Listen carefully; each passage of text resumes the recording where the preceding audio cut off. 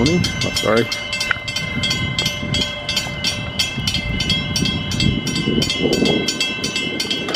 There's quite a few level crossings around Perth, and as you can see in the lead up to them, they've got these big keep clear zones where cyclists can cross. And unfortunately, even Tesla, with their supposedly intelligent cars, haven't programmed them to stay out of these keep clear zones. I think the reason we're having to put so much automation and intelligence into cars is possibly because drivers are either getting stupider or more entitled, more impatient, or they're just completely failing to look where they're going. And one thing you might notice in this video is there's quite a lot of four-wheel drives in it. I don't know if that's because there's just a high proportion of four-wheel drives on the road these days, or whether four-wheel drive owners have a tougher time staying out of these crossings. Now, this one was a little bit tricky because I got to this point and I was then having trouble navigating to get up on the ramp, and the lights had gone green and I was holding this bloke up and he just lost it. Absolutely went burko. Suddenly him being held up by a couple of seconds because I couldn't get through was the end of the world. And yeah, that was an interesting experience. Don't think I want to repeat that. But you can see, at times when you're trying to get around these cars without hitting them, because I think drivers would go a bit nuts if you scratch their car, you do have to do quite a bit of wiggling and weaving in order to get into this gap in the curb, so you can then cross the road safely. Because what you don't want is a car turning right, for instance, from that cross street and taking you out. And in some cases, they block the this cutout so completely you have to actually jump the curb or go completely around. Now, and it's not just obviously at the railway crossings drivers do it. They sometimes screw it up at the traffic lights as well, and block all the traffic in both directions.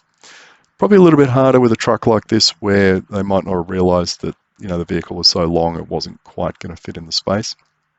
But like I said, just seems to be a preponderance of four-wheel drivers not understanding how big their vehicles are and keeping them out of the keep clear zone. But the fascinating thing is the looks on the faces of some of these drivers as you go around them.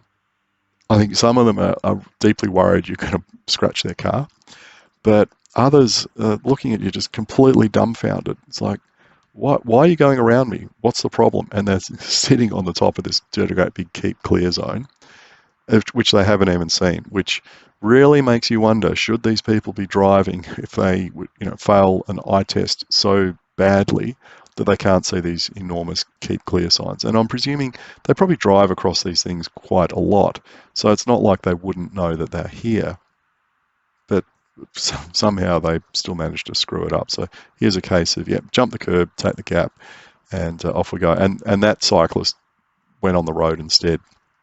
I don't know if they're going that way or it was just all too hard. But, you see they just blithely blunder into, these keep clear zones.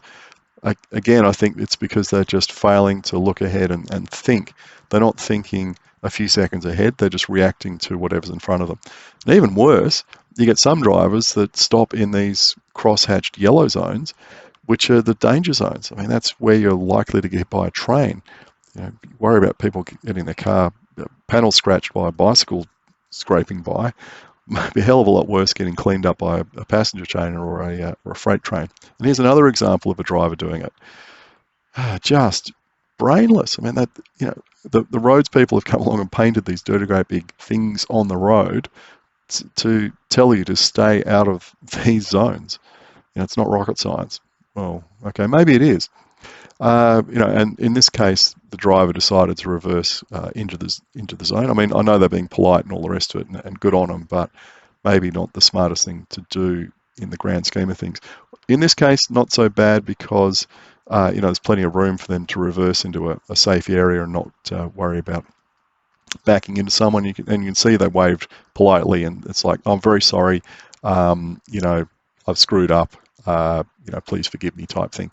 And that driver just backed up a little bit to make it easier for this rollerblader to get across, which was very nice of them. But so often the looks on the faces you see, like the Tesla driver, just massive entitlement, or confusion or befuddlement.